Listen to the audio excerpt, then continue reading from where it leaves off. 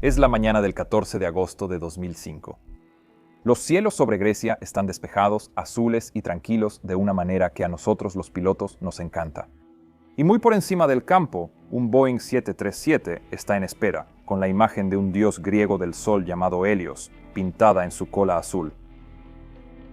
Todo acerca de esta aeronave desde el exterior parece perfectamente normal, pero algo en su interior está muy mal. Por la radio, los controladores están llamando Helios 522 Centro de Atenas. ¿Me copias? Una y otra vez, pero no reciben respuesta. Y para entender completamente cómo este Boeing 737 pudo terminar dando vueltas en silencio como un avión fantasma sobre Atenas, necesitamos dejar el cielo por un momento y regresar a donde realmente comenzó este vuelo. No en la cabina de mando y ni siquiera en la pista de aterrizaje, sino dentro de una pequeña aerolínea que operaba al margen del recién descubierto auge de bajo costo en Europa.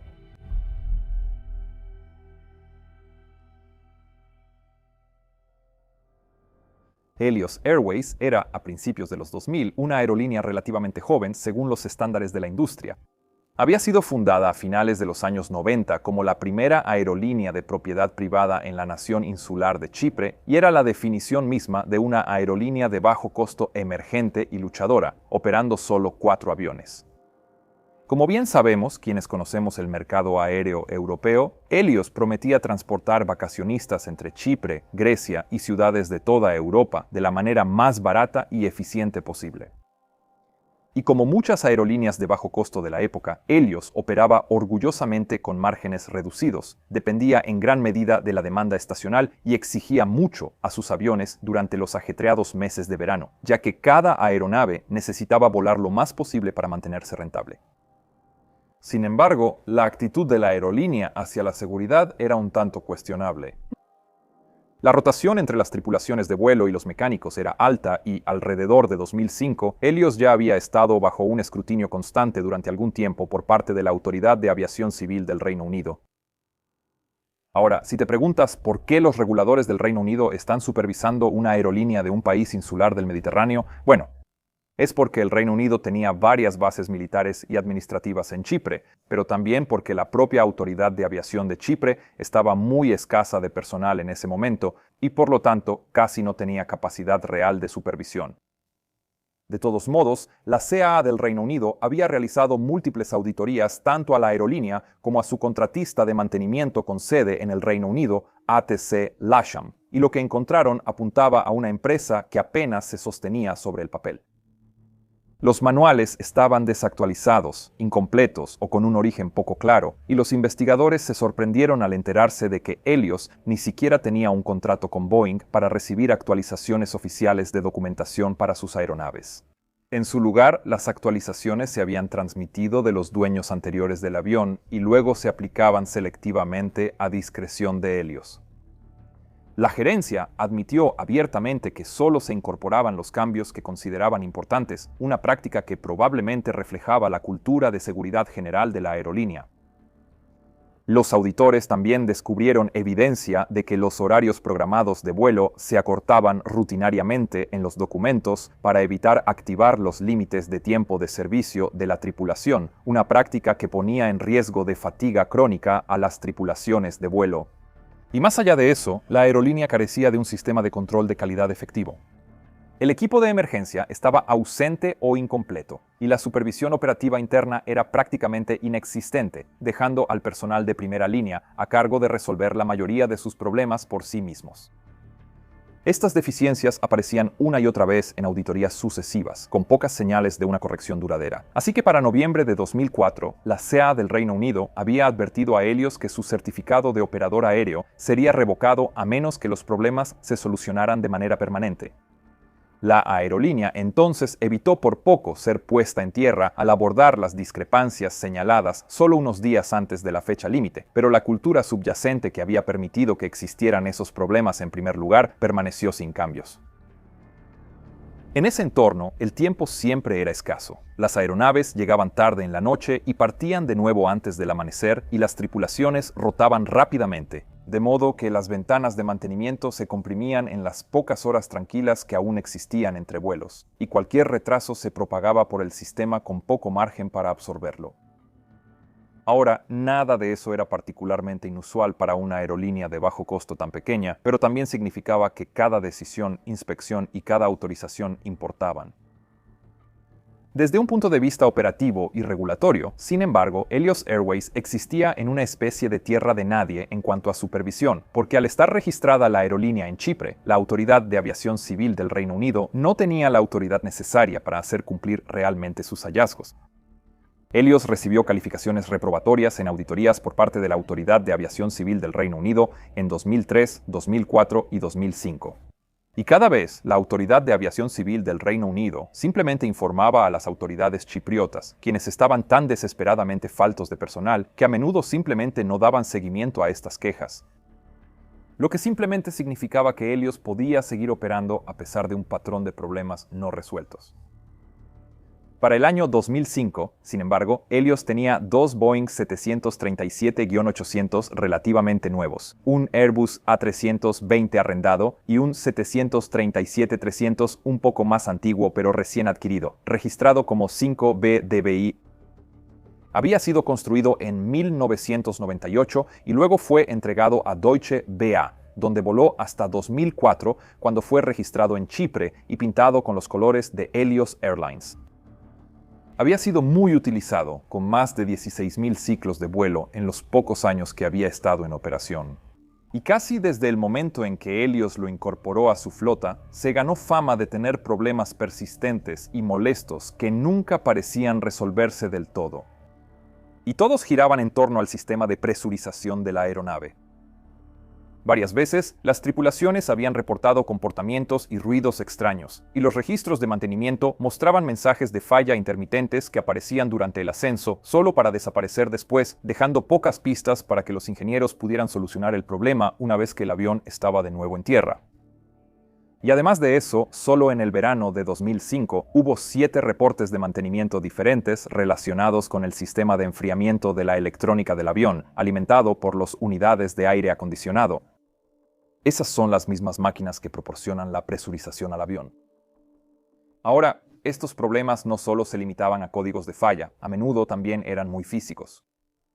La tripulación de cabina ocasionalmente escuchaba fuertes explosiones cerca de la parte trasera del avión y en varios vuelos se había visto que se formaba hielo alrededor del sello de la puerta de servicio trasera, lo que indicaba que había una fuga lo suficientemente grande como para permitir que el aire frío del exterior se mezclara con el aire ambiente dentro de la cabina. Ahora, ninguno de esos problemas era directamente peligroso por sí solo. Eran más una molestia, porque una fuga de aire en la cabina podría sonar grave, pero la realidad es que los aviones pierden presurización todo el tiempo a través de los sellos y los baños, y como tripulación uno se acostumbra a eso. Algunos aviones casi desarrollan su propia personalidad, y cuando los vuelas seguido, como sucede en una flota pequeña, nosotros los pilotos aprendemos cuáles aviones funcionan un poco más calientes que otros, cuáles lanzan mensajes molestos y cuáles necesitan un poco más de atención antes de volver a entrar en servicio. Pero también hay que decir que esta aeronave tenía un historial de mantenimiento más serio.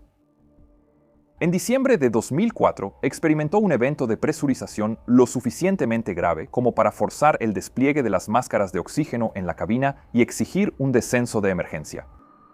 Y eso ocurrió después de que se escuchara una serie de estruendos y el sobrecargo notara un agujero en uno de los sellos de la puerta trasera lo suficientemente grande como para meter la mano.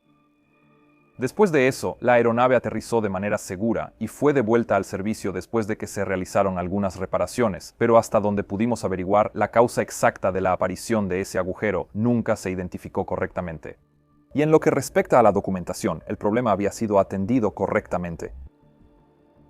Ahora, estoy explicando todo esto porque la historia de esta aeronave y la manera en que los pilotos y los ingenieros lidiaron con ella probablemente era muy relevante para lo que estaba a punto de suceder. Pero una de las partes más desafiantes de estas investigaciones no es solo entenderlas, sino también llevar un registro de todos los pequeños detalles en el camino y mantenerlos en orden. Entre los informes técnicos finales y las entrevistas con expertos, los detalles críticos a menudo pueden perderse cuando intentas tomar notas al mismo tiempo que escuchas y haces preguntas. Por eso empecé a usar el Cloud Note Pro, que es el patrocinador de hoy. Ahora este se convirtió en mi asistente dedicado para tomar notas y lo uso todo el tiempo. Simplemente presionas un botón, lo pones sobre la mesa o en la parte trasera de tu teléfono y capturará absolutamente todo. Pero el verdadero potencial se desbloquea después. Verás, este dispositivo transcribirá toda la conversación, identificará a los hablantes y proporcionará un resumen estructurado con inteligencia artificial que incluye los puntos clave y acciones a seguir. Así que, en lugar de pasar horas juntando toda la información, tendré una visión general organizada lista en solo unos segundos, lo cual es muy útil y ahorra muchísimo tiempo. También puedes usar Pregunta Applaud para consultar grabaciones anteriores o redactar correos de seguimiento basados en las discusiones que has tenido, lo cual está increíble. Pero quizá algunos de ustedes se pregunten, ¿por qué no usar un teléfono para esto en su lugar? Bueno, la verdad es que la duración de la batería se vuelve un factor importante muy rápido, especialmente cuando lo usas en reuniones largas, y la batería del Cloud Note Pro es increíble, ya que dura más de 50 horas. Así que en realidad solo he tenido que recargarlo una vez en el último mes. Además de eso, tus grabaciones tampoco se interrumpirán por llamadas entrantes o si necesitas tu teléfono para otra cosa. Por supuesto, la privacidad también es una prioridad cuando usas este tipo de dispositivos, y Plaud cumple con los estándares globales con seguridad a nivel empresarial, lo cual es esencial al manejar información sensible.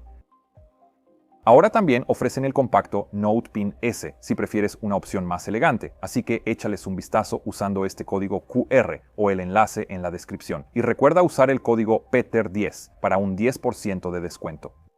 Gracias, Plaud. Ahora volvamos a la historia. En la noche del 13 de agosto de 2005, el 5 Bravo Delta Bravo Yankee volaba entre Londres y Lárnaca, en Chipre, cuando la tripulación de cabina volvió a reportar ruidos fuertes y acumulación de hielo cerca de la puerta trasera derecha de pasajeros. Estos ruidos fuertes probablemente fueron causados por aire filtrándose a través de un sello de puerta dañado o endurecido, porque, como puedes ver, a mayores altitudes, el aire presurizado que escapa por un sello imperfecto puede hacer que los propios sellos vibren un poco, pegándose y soltándose, o desplazarse momentáneamente contra sus herrajes, produciendo golpes agudos e intermitentes, en lugar del silbido continuo que esperarías de una fuga. Pero eso es muy desagradable e inquietante para los pasajeros, así que después del vuelo la tripulación de cabina se quejó con los pilotos, quienes escribieron una nota en el registro técnico, una que desencadenaría la cadena de eventos que llevó a esta historia. El capitán escribió: "La puerta de servicio trasera requiere una inspección completa". Ahora, como mencioné antes, esto no era inusual para esta aeronave, pero cualquier cosa que se escriba en el registro técnico de la aeronave debe ser diferida según los procedimientos establecidos o corregida antes del siguiente vuelo, así que ahora no podía ser ignorada. Esto significaba que cuando la aeronave llegó a Lárnaca en las primeras horas del 14 de agosto, solo quedaban unas pocas horas antes de su próxima salida. A la mañana siguiente estaba programado que transportara a más de 100 pasajeros hacia Atenas y luego continuara hacia Praga, así que fuera lo que fuera que había causado los golpes y el hielo cerca de la puerta trasera debía ser entendido y autorizado antes de ese momento. Y esto, a su vez, significaba que ahora había bastante presión sobre el equipo de mantenimiento nocturno, dirigido por un ingeniero británico certificado que conocía bien esta aeronave y su historial. Y desde su perspectiva, la anotación en el registro técnico apuntaba hacia una causa conocida. Si el aire se estaba filtrando por el sello de la puerta de servicio trasera a la altitud de crucero, la causa probablemente era solo un problema con ese sello y no algo estructural con el fuselaje de la aeronave. Y esto a su vez significaba que la fuga era sutil e intermitente, y lo más importante, era algo que podría no aparecer a menos que el avión estuviera presurizado. Así que el equipo de ingeniería comenzó inspeccionando visualmente la puerta de servicio trasera tanto por dentro como por fuera, abriéndola y cerrándola varias veces. Revisaron los sellos, el mecanismo de cierre y la estructura circundante, pero nada evidente llamó la atención. La puerta se sellaba como debía, encajaba correctamente en el marco y todos los sellos a su alrededor parecían estar intactos, lo cual era un pequeño problema. Verás, cuando una fuga de presurización solo aparece en altitud, una simple inspección exterior en tierra a menudo no es suficiente para encontrarla. A mayores altitudes, la diferencia de presión entre el interior y el exterior de la cabina puede ser de hasta 8.35 libras por pulgada cuadrada, lo que significa que hay miles de kilos de presión de aire empujando contra la puerta y manteniéndola cerrada. Ahora, los sellos de goma se endurecen con el frío, así que pequeñas imperfecciones pueden volverse significativas, y una puerta que parece perfectamente normal en la plataforma puede comportarse de manera muy diferente una vez que la aeronave asciende al aire enrarecido y helado en crucero. Pero antes de continuar, probablemente valga la pena explicar por qué todo este tema de los sellos y la presurización es tan importante. A la altitud de crucero, la presión del aire fuera de un avión comercial es demasiado baja para que el cuerpo humano pueda funcionar. Allá arriba, nuestros pulmones solo pueden procesar aproximadamente una cuarta parte del oxígeno que podrían absorber al nivel del mar, así que sin ayuda, una persona perdería el conocimiento en cuestión de segundos. Esa ayuda puede venir ya sea agregando oxígeno al aire que respiramos o aumentando artificialmente la presión. Y como es mucho más conveniente hacerlo segundo, eso es lo que hacen los aviones comerciales. Pero no vuelan como recipientes a presión perfectamente sellados. En cambio, los aviones comerciales mantienen esta presión bombeando constantemente aire comprimido y luego controlando cuidadosamente cuánto de ese aire se permite que escape. Ahora, el objetivo no es imitar la presión al nivel del mar, sino mantener una presión equivalente a una altitud de alrededor de 6 a 8,000 pies. Donde los pasajeros y la tripulación pueden respirar normalmente, pero sin que la diferencia de presión entre el interior y el exterior sea tan alta que la integridad estructural se convierta en un problema. Ahora, en la mayoría de los aviones a reacción, incluido el Boeing 737, el aire necesario para lograr esto proviene de las turbinas. Esto se conoce como aire desangrado y se extrae de la quinta y novena etapas del compresor del motor, donde está caliente y altamente presurizado. Luego se enfría, se acondiciona y se dirige a la cabina de pasajeros y a la cabina de mando con la ayuda de 2 unidades de aire acondicionado. Y después de eso, fluye continuamente a través del fuselaje y sale por 3 diferentes aberturas controlables: el puerto de escape, la válvula de salida delantera y la válvula de salida trasera. Ahora, para simplificarlo, aquí hablaré principalmente sobre la válvula de salida trasera, ya que es la más importante de todas. Así que, al abrir o cerrar esa válvula, el sistema de presurización puede aumentar o disminuir la presión dentro de la cabina de manera suave y controlada mientras la aeronave asciende y desciende, y de esa manera modificar la altitud de cabina. Por ejemplo, con la válvula de salida abierta, la presión interna disminuye y la altitud de cabina aumenta y viceversa.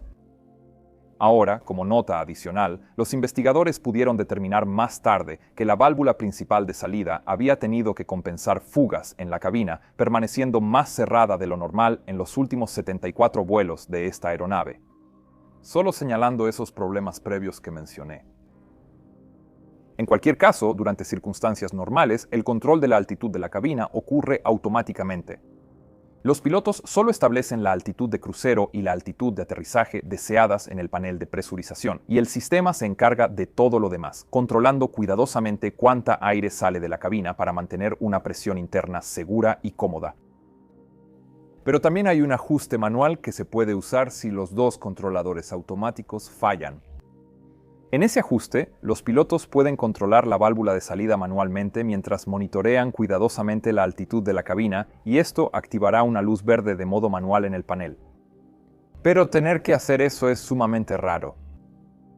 Así que en realidad el selector de modo de presurización casi siempre estaba en automático, lo cual vale la pena recordar aquí. Y eso también nos lleva de vuelta a los ingenieros, así que ahora estamos tratando de averiguar qué pasaba con esa puerta trasera.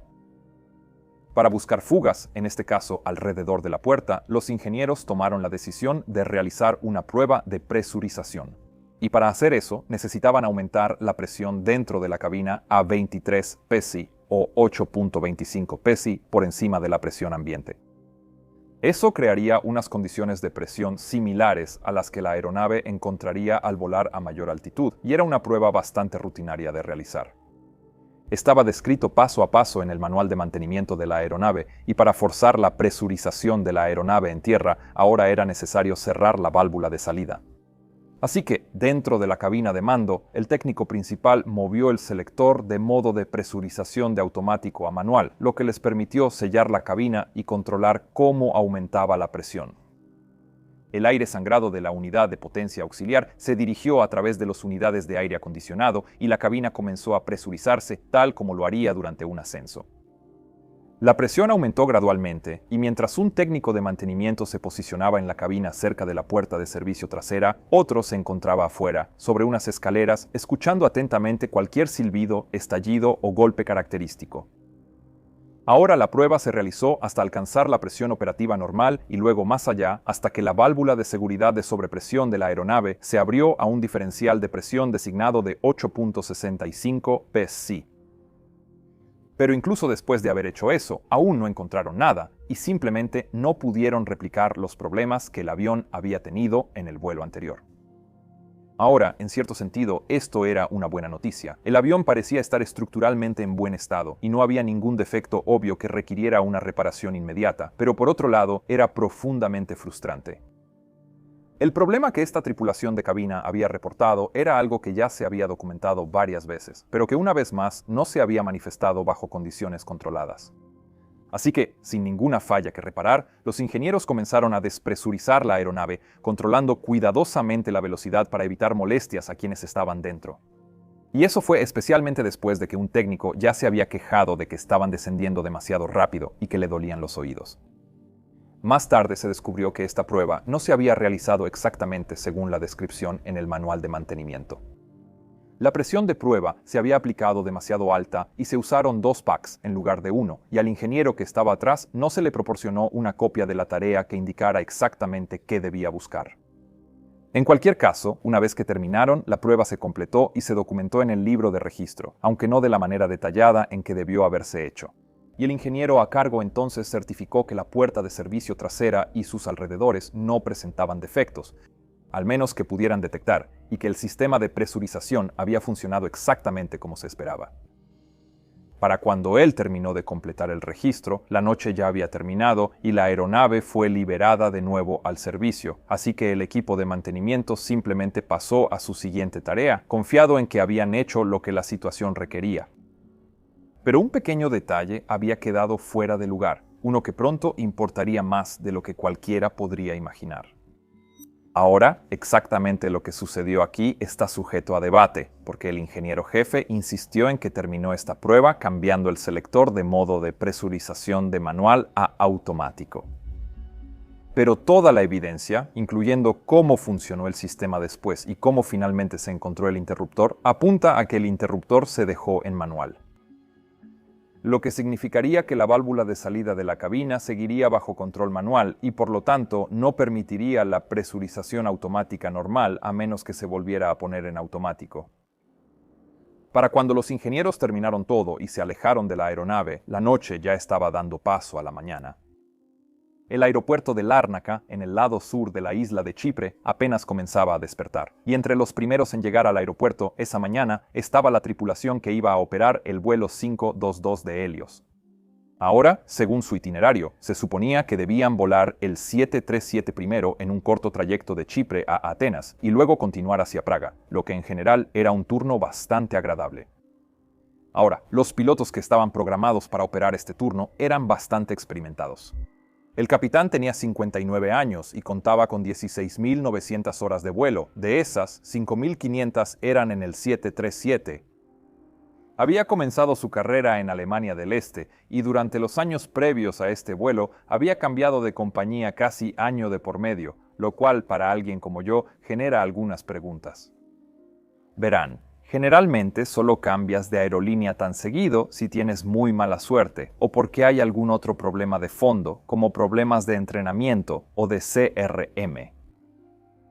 Ahora, su familia lo describía como una persona tranquila a la que le gustaba construir y volar aviones a escala, pero algunos primeros oficiales en Helios se habían quejado de sus modales en la cabina. Específicamente, decían que podía ser un poco duro y que a veces no seguía los procedimientos operativos estándar. Su primer oficial ese día, quien por cierto era uno de los que se había quejado en privado sobre este capitán, tenía 51 años y contaba con una experiencia de poco más de 7.500 horas, de las cuales 4.000 habían sido voladas en el 737. Había comenzado su carrera como mecánico antes de que le picara el bicho de la aviación y eventualmente se convirtiera en primer oficial en el Lockheed Electra. Ahora bien, aunque estaba calificado y tenía bastante experiencia, sus registros de entrenamiento señalaban que a veces tenía dificultades con la disciplina y la atención a los detalles al realizar las listas de verificación, especialmente bajo estrés. De cualquier manera, para ambos pilotos este debería haber sido un día bastante rutinario. El clima era excelente, no había NOTAMs específicos y el registro de mantenimiento no mostraba elementos pendientes que impidieran el despacho del vuelo. Sin embargo, no está claro si el capitán notó las anotaciones en el registro técnico que quedaron de las pruebas nocturnas. Y sí sabemos que no hubo un traspaso normal o formal por parte del ingeniero principal, lo que significa que no salió a explicarle las cosas al capitán como normalmente se haría. De cualquier manera, los pilotos también fueron acompañados en el vuelo por 4 sobrecargos, incluyendo a uno que había sido llamado de guardia para cubrir a un colega que se reportó enfermo. Y junto con 115 pasajeros, esto elevó el total de almas a bordo hasta 121 personas para el primer vuelo. Desde la cabina de mando, nada en este momento habría parecido fuera de lo normal. El primer oficial, quien sería el piloto a los mandos, comenzó a preparar la aeronave mientras el capitán hacía la inspección exterior. Y la preparación inicial en la cabina de mando, por supuesto, incluía configurar todos los sistemas clave, incluido el sistema de aire acondicionado, así como programar el FMC con toda la ruta que planeaban utilizar. Ahora, realizar la configuración previa al vuelo es una tarea altamente rutinaria en el 737. Incluye varios patrones de revisión que se realizan de memoria en un cierto orden estipulado por Boeing, y aunque cada movimiento de un interruptor y la verificación de una luz requieren mucha atención, a menudo se realiza de manera bastante rápida, especialmente si hay algún tipo de presión de tiempo, lo que significa que existe un gran riesgo de que las cosas se vuelvan un poco demasiado rutinarias. Así que los interruptores que no estén en la posición correcta pueden pasarse por alto si no pones toda tu atención, o si es un interruptor que rara vez se toca o se introduce algún otro tipo de distracción. En cualquier caso, la idea es que cualquier omisión en un sistema crítico debe ser resaltada mediante el uso de nuestras listas de verificación. Y en el caso de la lista de verificación previa al vuelo, contenía alrededor de 80 elementos diferentes, varios de los cuales sí cubrían el panel de presurización. Pero aquí llegamos a una de las muchas peculiaridades del Boeing 737. Verás, el elemento de la lista de verificación utilizado para el sistema de presurización, que es vital para la vida, solía enunciar aire acondicionado y presurización, cubriendo de hecho 2 paneles con la misma comprobación. Ahora, la respuesta del piloto a los mandos a ese reto debe ser PACS en automático, sangrados encendidos, configurado. Y el configurado ahí se suponía que incluía tanto la altitud de crucero como la de aterrizaje en el panel de presurización y la posición del selector de modo de presurización. Pero como ese interruptor casi nunca estaba en otra posición que no fuera la de automático, muchos tripulantes solo se concentraban en los valores que habían ingresado manualmente en las 2 ventanillas y no en el interruptor. Pero por supuesto, esa mañana el selector de modo de presurización no estaba en automático. Todavía estaba en manual, exactamente donde lo habían dejado después de la prueba de presión nocturna. Y eso ahora pasó desapercibido. Y por cierto, ¿recuerdas esas actualizaciones a los manuales que Helios no se molestó en aplicar porque pensaron que no eran importantes? Bueno, una de esas actualizaciones habría reescrito la lista de verificación antes del arranque para requerir explícitamente la verificación de la posición del selector de modo de presurización, en lugar de solo esa vaga indicación de presurización establecida.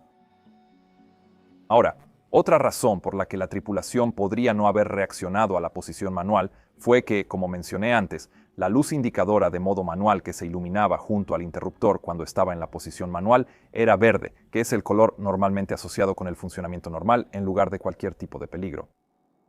Los investigadores también señalaron que, dado que el primer oficial a veces mostraba poca atención a los detalles, podría haber dicho establecido sin que la posición real del interruptor hubiera sido realmente verificada. Y precisamente por esa razón, las listas de verificación solo son efectivas cuando se combinan con la verificación adecuada por parte de ambos pilotos. Así que recitar las listas de verificación, que es cuando solo dices en voz alta cuál debería ser la respuesta, en lugar de lo que realmente es un gran problema en la aviación y algo en lo que he pasado incontables horas instruyendo a nuevos pilotos en el simulador. Desafortunadamente, en esta aeronave, la grabadora de voz de cabina solo capturó los últimos 30 minutos de las conversaciones, así que no cubrió esta fase del vuelo, lo que significó que los investigadores nunca pudieron determinar exactamente cómo el selector de modo de presurización pasó desapercibido, pero sí sabemos que se dejó en manual.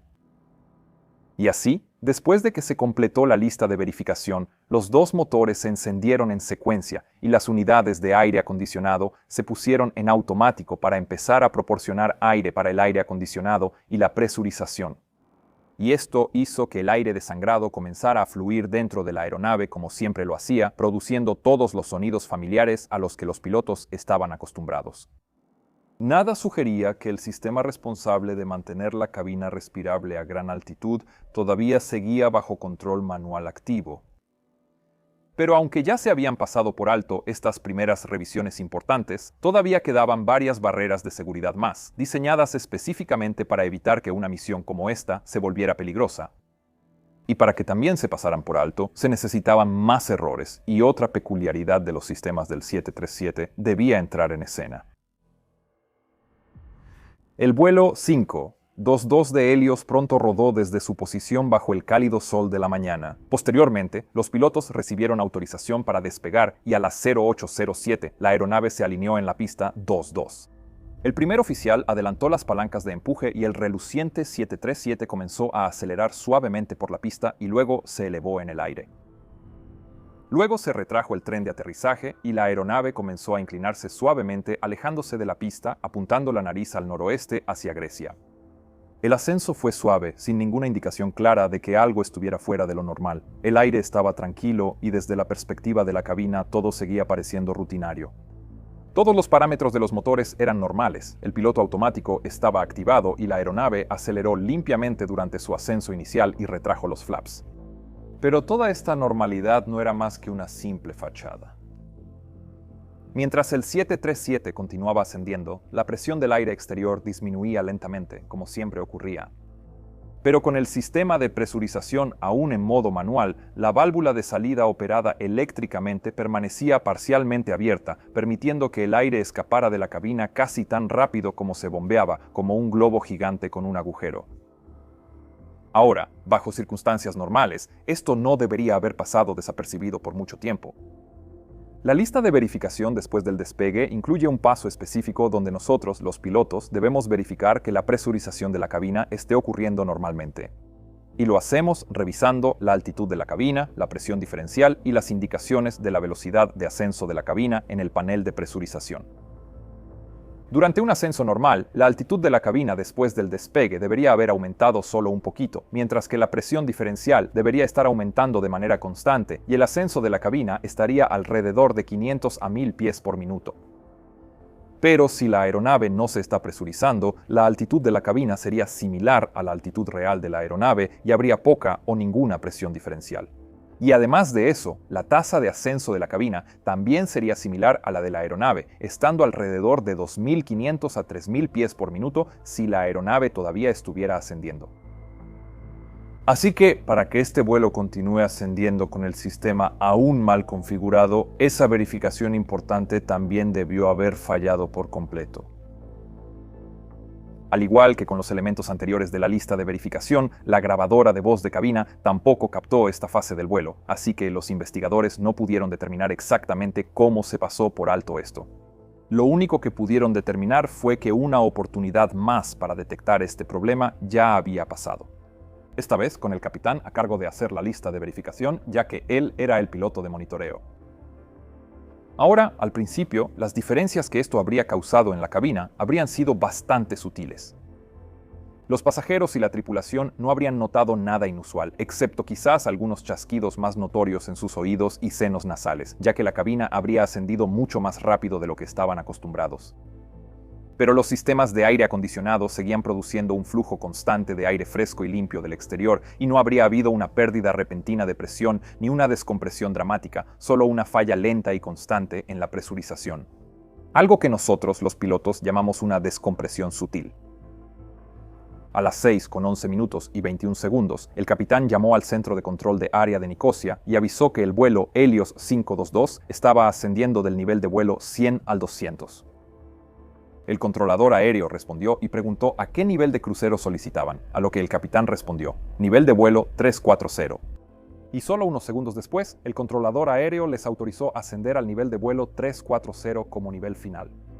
Lo que habría significado que el piloto automático ahora estaba configurado para un ascenso continuo hasta arriba, lo cual vale la pena tener en mente. Ahora, en mi aerolínea haríamos una verificación secundaria de presurización al pasar los 10.000 pies, pero no se mencionó que se hiciera algo así a bordo del vuelo 522.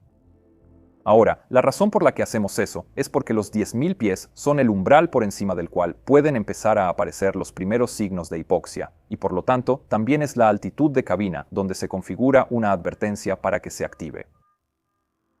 Así que a las 08:12, cuando la aeronave ascendía pasando aproximadamente los 12.000 pies, la altitud de cabina, que iba apenas un poco detrás de la altitud real de la aeronave, alcanzó los 10.000 pies y esa bocina de advertencia se activó en ese momento. Esta era la señal para que todos los pilotos entrenados se pusieran inmediatamente sus mascarillas de oxígeno y recurrieran a lo que se conoce como procedimientos de memoria para advertencia de altitud de cabina o despresurización rápida. Pero en el Boeing 737, esta misma bocina en realidad sirve para dos propósitos diferentes.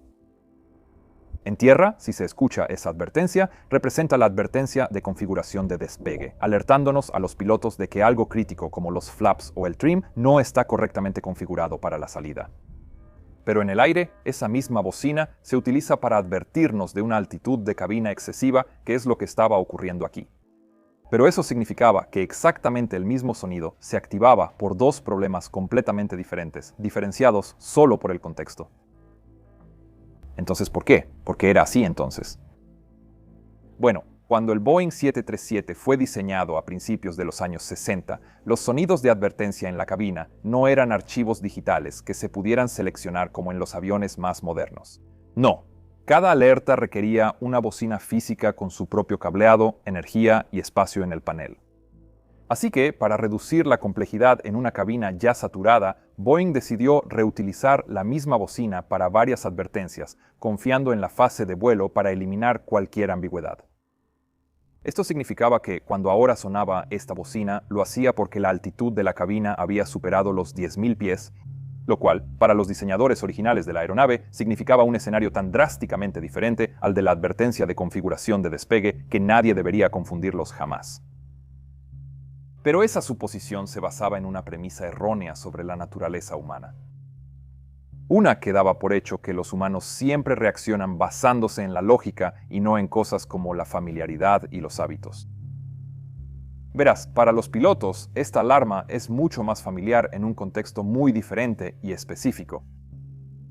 Durante las revisiones previas al vuelo en la puerta, nosotros los pilotos rutinariamente probamos la advertencia de configuración de despegue, avanzando las palancas de empuje a una posición alta, ya sabes, pero con los motores aún apagados y los flaps todavía retraídos. Y al hacer eso reproduce de manera confiable exactamente la misma alarma, mostrándonos que la advertencia del sistema de configuración de despegue funciona. Pero también significa que las tripulaciones escuchan esa advertencia en ese contexto, ya sabes, como una advertencia de configuración de despegue, todos los días. Y en contraste, la advertencia de altitud de cabina no se prueba de la misma manera, lo que significa que la mayoría de los pilotos solo la escucharán durante el entrenamiento simulado, a veces con muchos años de diferencia. Así que con el tiempo esto había creado una asociación muy fuerte. Esa alarma ahora significaba advertencia de configuración de despegue, no advertencia de presurización. Y el resultado aquí fue que cuando esta advertencia se activó, los pilotos no se pusieron inmediatamente sus máscaras de oxígeno como lo exigía el procedimiento. En cambio, interpretaron esto erróneamente como una advertencia de configuración de despegue errónea, que necesitaba ser solucionada de alguna manera. Ahora, esto es una explicación, no una excusa. Después de todo, estaban volando una aeronave con antecedentes de problemas de presurización y una revisión rápida del registro técnico durante la inspección previa habría mostrado al capitán las notas del capitán anterior y las acciones de mantenimiento realizadas posteriormente. Pero, como dije anteriormente, no había habido ninguna entrega oficial por parte de los ingenieros hacia esta nueva tripulación durante la mañana. Y además, este capitán era conocido por no seguir siempre los procedimientos, y el primer oficial era conocido por pasar por alto cosas bajo presión. Así que tal vez puedas empezar a ver cómo los agujeros en el modelo del queso suizo ahora empezaron a alinearse mientras una barrera de seguridad tras otra iba siendo superada. De todos modos, después de interpretar la alarma como una advertencia de configuración de despegue, uno de los pilotos ahora desconectó los automáticos y luego redujo brevemente las palancas de empuje hacia ralentí. Quien haya hecho eso habría sabido que esta advertencia no debería sonar en el aire. Y en tierra solo se activa cuando las palancas de empuje están adelantadas, así que tirar las palancas de empuje hacia atrás fue un intento razonable de reiniciar o tal vez confirmar lo que creían que era una falsa alerta de configuración.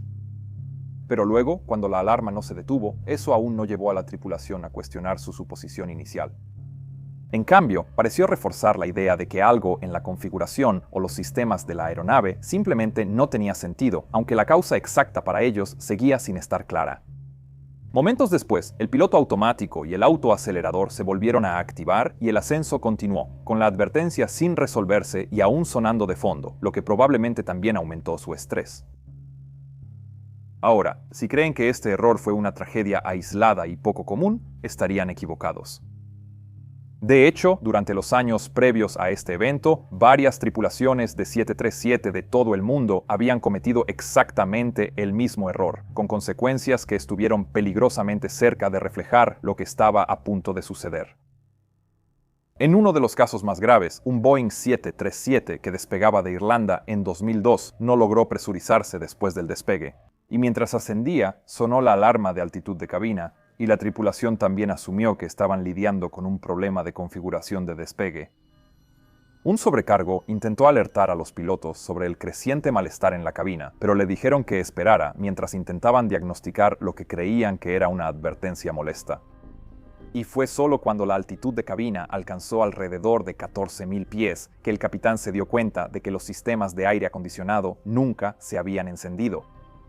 Al volver a encenderlos, la presurización se restableció de inmediato, evitando un incidente mayor, pero los investigadores irlandeses escribieron después que el potencial para un accidente a gran escala era evidente por sí mismo. Una advertencia que, desafortunadamente, pasó en gran medida desapercibida. Un incidente similar también ocurrió en Estados Unidos, cuando un 737 volando a 37.000 pies experimentó una pérdida lenta de presurización. Cuando finalmente sonó el alarma, ambos pilotos inicialmente asumieron que era la advertencia de configuración de despegue, posiblemente relacionada con otro problema de sensor que ya estaban investigando. Y fue solo después de un rato que el primer oficial de repente recordó que la advertencia de configuración de despegue y la advertencia de altitud de cabina tenían el mismo sonido, lo que le hizo darse cuenta de lo que realmente estaba ocurriendo. La tripulación entonces inició rápidamente un descenso de emergencia y aterrizó de manera segura, pero quedaron muy afectados por lo cerca que estuvieron. El capitán posteriormente presentó un informe confidencial diciendo que si el primer oficial no hubiera hecho esa conexión, podrían haber seguido resolviendo el problema hasta perder el conocimiento. Y ese es en realidad otro buen punto a mencionar aquí. Verás, dado que esta advertencia solo se activa cuando la cabina ya está a 10.000 pies o más, la hipoxia rápidamente se convertirá en un problema a medida que la cabina siga ascendiendo. Y la hipoxia afectará gravemente cosas como el pensamiento lógico, la toma de decisiones y la concentración, haciendo que sea aún más difícil cambiar el curso de acción basado en un diagnóstico erróneo. En cualquier caso, esos dos casos separados fueron solo los ejemplos más dramáticos de al menos media docena de incidentes conocidos que involucraron este mismo defecto fundamental de diseño. Y los informes de esos incidentes habían llegado a Boeing, quien para 2004 ya estaba claramente al tanto del problema. Pero en lugar de rediseñar todo el sistema, Boeing agregó indicaciones en el manual de entrenamiento de la tripulación de vuelo, advirtiendo a los pilotos que las dos alertas sonaban idénticas. Y esa revisión estaba programada para entrar en vigor en octubre de 2005, lo cual desafortunadamente fue demasiado tarde para los pasajeros y la tripulación en esta historia. En los cielos sobre Chipre, en lugar de iniciar un descenso de emergencia, el capitán ahora hizo una llamada por radio, no al controlador aéreo, sino de regreso a las operaciones de Helios en tierra. Y por coincidencia, el técnico de mantenimiento que recibió esa llamada era el mismo que había realizado las pruebas de presurización la noche anterior. Y mientras hacía esta llamada, otras señales comenzaban a aparecer en la cabina sobre la verdadera naturaleza del problema. Pero el capitán aún tenía dificultades para entender qué era lo que realmente estaba fallando. En cambio, su atención se centró en otra indicación que parecía anormal, las luces de Equipment Cooling Off, que justo ahora se habían encendido. Verás, en el 737, el sistema de enfriamiento del equipo utiliza el aire de la cabina para ventilar la bahía de aviónica debajo de la cabina de mando. Y si detecta un flujo de aire o densidad de aire insuficientes, se encienden dos luces etiquetadas como Equipment Cooling Off para indicar que se ha perdido este enfriamiento importante. Así que cuando el vuelo 522 ascendió a aproximadamente 16.000 pies, con la altitud de cabina ya por encima de 12.000 y aún aumentando, esas luces se encendieron junto con la advertencia Master Caution. Así que el capitán ahora reportó este síntoma al ingeniero, diciéndole: ambas luces de enfriamiento de equipo están apagadas. En realidad, las luces de advertencia etiquetadas como off estaban encendidas, pero la forma en que el capitán lo expresó, probablemente influenciada por su limitado inglés, transmitió el significado completamente opuesto. Que las luces estaban apagadas, como deberían estar, lo cual confundió mucho al ingeniero en tierra. Así que ahora le pidió al capitán que aclarara lo que quería decir, pero el capitán solo respondió: no están apagadas. A lo que probablemente se refería era que él no había apagado el sistema de enfriamiento del equipo, y por lo tanto, las luces de apagado no deberían haber estado encendidas, pero esto aún no tenía sentido para el ingeniero. Así que los dos hombres seguían hablando sin entenderse, mientras que cada segundo el avión despresurizado seguía ascendiendo más y más alto. Sin embargo, después de un rato, el ingeniero empezó a sospechar lo que realmente podría estar pasando, así que hizo una pregunta simple y directa. ¿El sistema de presurización estaba en automático? Pero no obtuvo ninguna respuesta clara a eso. De regreso en la cabina, las máscaras de oxígeno para pasajeros ahora se desplegaron automáticamente cuando la altitud de la cabina superó los 14.000 pies. Y eso, si acaso, debió haber sido la señal final que estos pilotos necesitaban para darse cuenta de lo que estaba pasando. Pero, una vez más, el destino y la mala capacitación intervinieron. Verán, cuando nosotros los pilotos estamos lidiando con problemas técnicos en el 737, es súper importante que sigamos pasos estructurados y bien definidos. El piloto a los mandos debe concentrarse en volar la aeronave, mientras que el piloto que monitorea debe concentrarse en resolver la falla. Y, una vez que se identifica una falla específica mediante el sistema de advertencia principal, y por supuesto se define algún tipo de acción, la luz de advertencia principal debe restablecerse. La razón de esto es que esto prepara el sistema para cualquier otra falla que pueda aparecer, pero si el sistema no se restablece, la luz simplemente permanecerá encendida, bloqueando la indicación de que algo más está ocurriendo. Y eso fue exactamente lo que ocurrió en esta cabina de mando. La luz de advertencia principal se activó cuando se encendieron las luces de enfriamiento de equipos. Pero en lugar de anunciarlo y comenzar la lista de comprobación de procedimientos anormales del QRH, el capitán decidió hablar con el ingeniero y no reinició el sistema. Así que cuando el sistema de oxígeno para pasajeros se activó con su propia luz de advertencia ámbar en el panel superior, esto nunca se señaló y probablemente fue pasado por alto por ambos pilotos, sellando finalmente el destino de todos. A las 8:20 el capitán le preguntó al ingeniero dónde estaban los interruptores de circuito de enfriamiento de equipos, y el técnico le dijo que estaban ubicados detrás de su asiento. Y ese intercambio sería lo último que alguien escucharía del vuelo 522 de Helios. Mientras la aeronave ascendía pasando los 20.000 pies, la altitud de la cabina la seguía hacia arriba y con ello los efectos de la hipoxia comenzaron a dominar.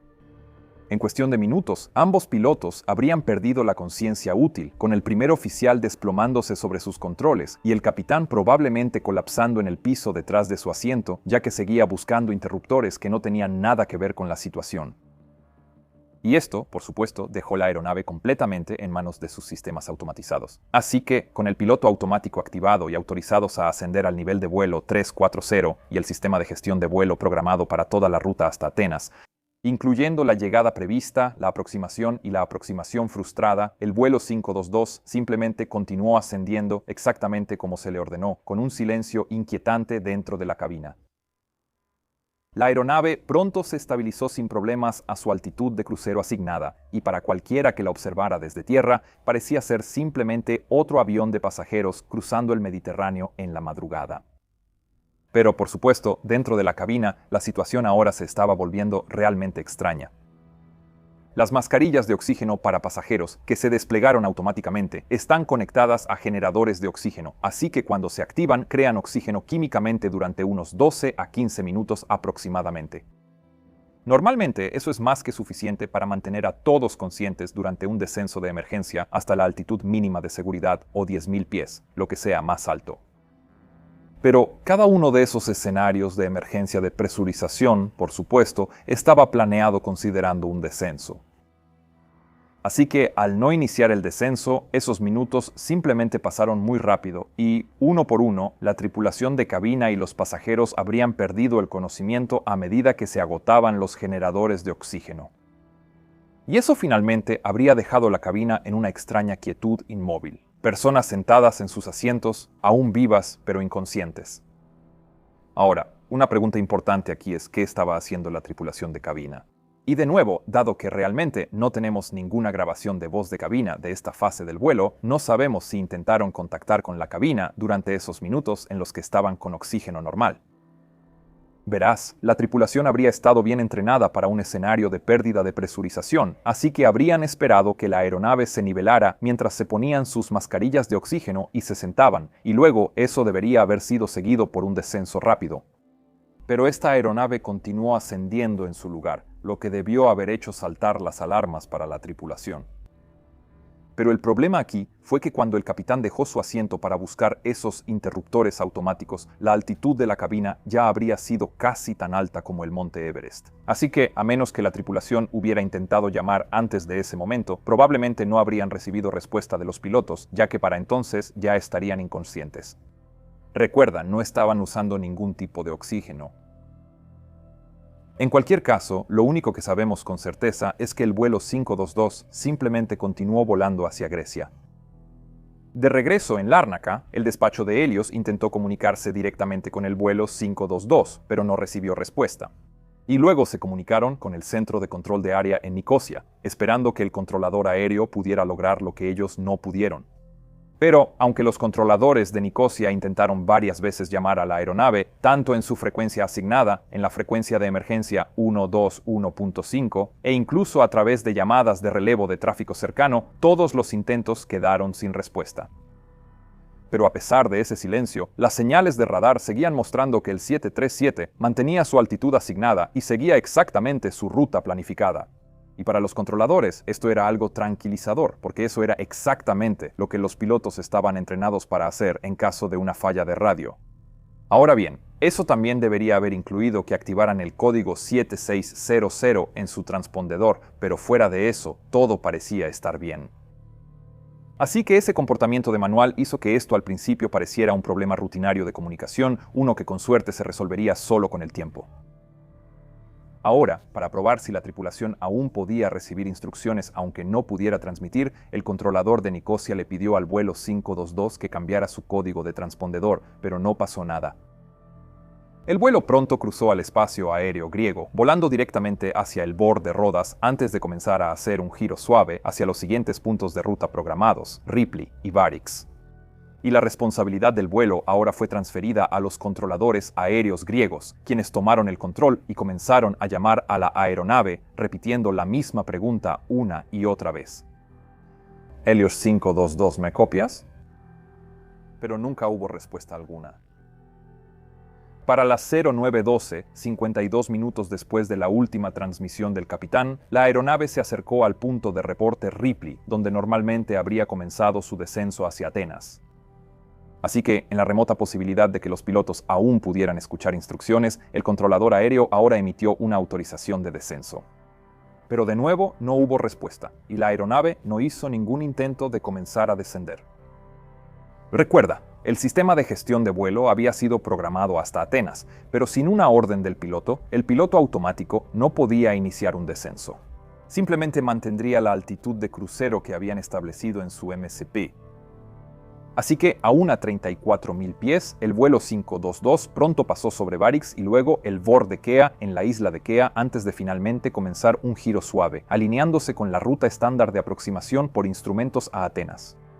Solo que lo hizo mientras seguía manteniendo los 34.000 pies. Y para quienes seguían este vuelo, ese momento marcó un cambio de preocupación a una fría desesperación, porque el hecho de que la aeronave no estuviera descendiendo era un paso más allá de los procedimientos normales por pérdida de comunicaciones. Así que esto debe ser otra cosa. Ahora los teléfonos empezaron a sonar en todas las salas de operaciones, se llamó a los supervisores y se notificó a las autoridades militares, todo mientras el 737 seguía volando en crucero. Sin más instrucciones disponibles en el plan de vuelo, el piloto automático hizo exactamente lo que estaba diseñado para hacer. Como la aeronave no había aterrizado, simplemente siguió el procedimiento publicado de aproximación frustrada, lo que la llevó a un patrón de espera, haciendo que la aeronave volara óvalos amplios y perfectamente ejecutados al sureste de Atenas, de regreso sobre el VOR de Kea.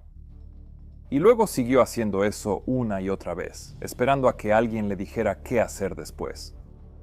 Y fue en este punto, mientras los controladores aéreos observaban cómo la aeronave daba vueltas una y otra vez, que una posibilidad comenzó a dominar la conversación.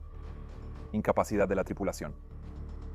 Desde tierra, no había manera de saber si los pilotos estaban inconscientes, intentando solucionar un problema o enfrentando algún otro tipo de emergencia, porque el radar ahora realmente solo podía mostrar posición, altitud y velocidad. Y en los tres aspectos, el vuelo 522 parecía inquietantemente normal, ya que el patrón de espera simplemente continuaba. 5 veces la aeronave dio vueltas, trazando el mismo recorrido por el cielo, quemando combustible a un ritmo constante de crucero con sus turbinas zumbando, sistemas encendidos y el piloto automático activado. Ahora se ordenó a la Fuerza Aérea Helénica que enviara 2 F-16 desde la base aérea de Nea Anchialos, tanto para inspeccionar visualmente el avión de pasajeros como para determinar si había alguna señal de vida o si representaba algún tipo de amenaza. A estas alturas, esta era la única manera de averiguar qué estaba ocurriendo realmente a bordo del vuelo 522. Y mientras los cazas ascendían hasta la altitud de intercepción y luego giraban hacia el patrón de espera al norte de Atenas, el Boeing 737 simplemente seguía dando vueltas en silencio. Cuando los cazas alcanzaron la aeronave a las 10:32, ya había completado 5 circuitos en su patrón de espera preprogramado y ahora comenzaba el sexto. El aire estaba despejado, la visibilidad era excelente, así que la intercepción en sí fue bastante sencilla. Los F-16 se deslizaron hasta colocarse junto al avión de pasajeros, lo suficientemente cerca como para que uno de los pilotos pudiera mirar directamente a través de las ventanas de la cabina. Y lo que vio ahí descartó de inmediato una simple falla de radio. Informó que el asiento del capitán estaba vacío y que parecía que el primer oficial estaba desplomado hacia adelante en su silla, inmóvil, con la cabeza casi apoyada sobre los controles. Inicialmente no hubo más señales de movimiento en la cabina, ningún intento de responder a la interceptación y ninguna respuesta a las señales visuales estándar que hacían los pilotos de caza. Esto incluía balancear sus alas, maniobrar dentro del campo de visión de la tripulación e incluso lanzar bengalas, pero nada funcionaba. Ahora sí era realmente un vuelo fantasma. Uno de los pilotos de F-16 entonces maniobró su aeronave por detrás a lo largo del fuselaje, mirando por las ventanillas de la cabina de pasajeros mientras pasaba, y pudo ver que las mascarillas de oxígeno colgaban del techo en toda la cabina. Los pasajeros eran visibles en sus asientos, completamente inmóviles, sin señales de humo, fuego o cualquier tipo de daño estructural. Solo una aeronave silenciosa, perfectamente intacta, volando por sí sola. Reportó esta observación a tierra en tiempo real. Definitivamente esto no era un secuestro. No había señales de lucha visible, pero aún así nadie parecía estar consciente. En tierra, las implicaciones de este mensaje fueron inmediatas y devastadoras. Los controladores aéreos, oficiales militares y funcionarios del gobierno ahora entendían que todos a bordo del vuelo Helios 522 probablemente estaban incapacitados. Posiblemente de forma permanente, porque la exposición prolongada a una hipoxia severa puede causar daño cerebral irreversible. Entonces, ¿qué podían hacer ahora y podría la aeronave representar una amenaza para las personas en tierra? En cualquier caso, el piloto del F-16 se mantuvo junto a la aeronave, observando de cerca cualquier señal de cambio, cualquier movimiento en la cabina de mando o en la cabina de pasajeros que pudiera significar que alguien a bordo aún estuviera consciente. Y entonces, sin que los pilotos de combate lo vieran, dentro de la quietud total de la cabina, alguien comenzó a moverse. A las 08:48 con 31 segundos, de repente se escucharon 2 timbres dentro de la cabina de mando y 20 segundos después, otros 2. Esto fue seguido por una alarma continua e insistente que resonó en la silenciosa cabina de mando durante aproximadamente 20 segundos más. Y después de eso, se escuchó un pequeño e inconfundible clic, grabado para siempre en la grabadora de voz de la cabina de mando. La puerta de la cabina de mando se había desbloqueado y apenas un par de segundos después se abrió. Y a través de las ventanas frontales, los pilotos interceptores ahora vieron algo increíble y se comunicaron por radio con la base explicando: él lleva puesto un chaleco y una camisa azul. No parece tener un uniforme de piloto. Tiene una botella de oxígeno portátil. Y la persona de la que estaban hablando, la persona que ahora se deslizaba en el asiento del capitán, extendía las manos hacia adelante y ponía las manos en los controles, era el sobrecargo de 24 años Andreas Prodromou. Los investigadores creyeron que debió haber tomado una de las grandes botellas de oxígeno portátiles junto a su asiento auxiliar cuando se dio cuenta de que los generadores de oxígeno estaban a punto de agotarse. Ahora, él era un buzo certificado y este hecho, junto con su entrenamiento como sobrecargo, habría significado que pudo preparar la botella de oxígeno portátil relativamente rápido. Y eso, a su vez, significaba que por primera vez en horas ahora había vida humana visible a bordo del vuelo Helios 522, lo cual, desde afuera, debió haber sido tanto asombroso como desgarrador. Los pilotos de los F-16 ahora cerraron la formación, balanceando sus alas y parpadeando sus luces, tratando de llamar la atención de Prodromou, buscando cualquier señal de que pudiera verlos o escucharlos. Pero al principio, él no miró hacia ellos. Fuera lo que fuera que estuviera haciendo allá arriba, lo estaba haciendo solo, en una situación que debía ser completamente surrealista. Esto significaba que los cazas solo podían informar lo que estaban viendo a los controladores aéreos en tierra, mientras el 737 continuaba siguiendo su patrón de espera sobre el norte de Grecia. Pero si Andreas tenía una botella de oxígeno, ¿por qué le había tomado tanto tiempo llegar a la cabina de vuelo? Bueno, parte de la respuesta podría ser la puerta reforzada de la cabina.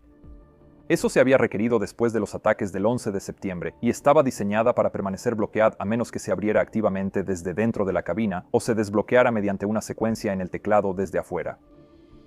Los investigadores creían que él pudo haber pasado algún tiempo tratando de encontrar a la sobrecargo principal, quien tendría el código de anulación en su bolsillo. Por supuesto, también existe la trágica posibilidad de que Andreas no haya ido directamente a la cabina. Su novia era una de las otras miembros de la tripulación a bordo, y es completamente razonable suponer que primero intentó ayudarla a ella y quizás a otros antes de dirigirse hacia la cabina. Si fue así, esos intentos obviamente fueron inútiles y también le habrían costado tiempo y oxígeno, pero nada de eso hace que su éxito final al llegar a la cabina sea menos notable. De hecho, lo hace aún más notable. Cuando finalmente logró entrar, la magnitud de lo que enfrentaba habría sido casi imposible de imaginar. Pero de todas las personas a bordo, probablemente era la persona más indicada para haberlo conseguido. Verás, Andrés también era un piloto privado capacitado, lo que significaba que todos los instrumentos y palancas dentro podrían haberle resultado al menos algo familiares. Pero a estas alturas, la aeronave estaba en su 10ª vuelta y el combustible, que solo estaba destinado para un corto vuelo de Chipre a Atenas, más las reservas, ahora casi se había agotado. Así que Andrés realmente solo habría tenido unos segundos para entender en qué configuración estaba la aeronave, qué sistemas seguían funcionando y qué opciones, si es que había alguna, aún quedaban. Para aterrizar ese 737 de manera segura, habría requerido que él comprendiera el sistema de piloto automático, iniciara un descenso y luego, con suerte, también se pusiera en contacto con los controladores que podrían haber encontrado a alguien en tierra para ayudarlo. Y todo eso habría sido teóricamente posible de lograr si hubieran tenido suficiente tiempo disponible. Pero no lo hubo. Menos de un minuto después de que entró a la cabina de vuelo, el motor izquierdo se quedó sin combustible y se apagó. Y tan pronto como eso sucedió, la conmutación eléctrica automática dentro del 737 definitivamente habría ocurrido y habría desconectado el piloto automático. Así que desde ese momento, Andrés habría tenido que volar la aeronave manualmente a gran altitud y con un motor fuera de servicio. Esto también significaba que, con el empuje asimétrico proveniente del motor restante, el 737 ahora hizo una guiñada y comenzó un giro brusco a la izquierda antes de estabilizarse nuevamente en rumbo noroeste, ya sin estar contenido dentro del patrón de espera.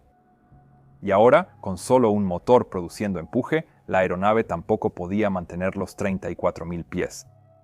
Así que, en poco tiempo, el morro empezó a bajar y la aeronave comenzó a descender. Primero suavemente y luego con una actitud de morro abajo más pronunciada, perdiendo altitud para ganar velocidad mientras se dirigía hacia la costa.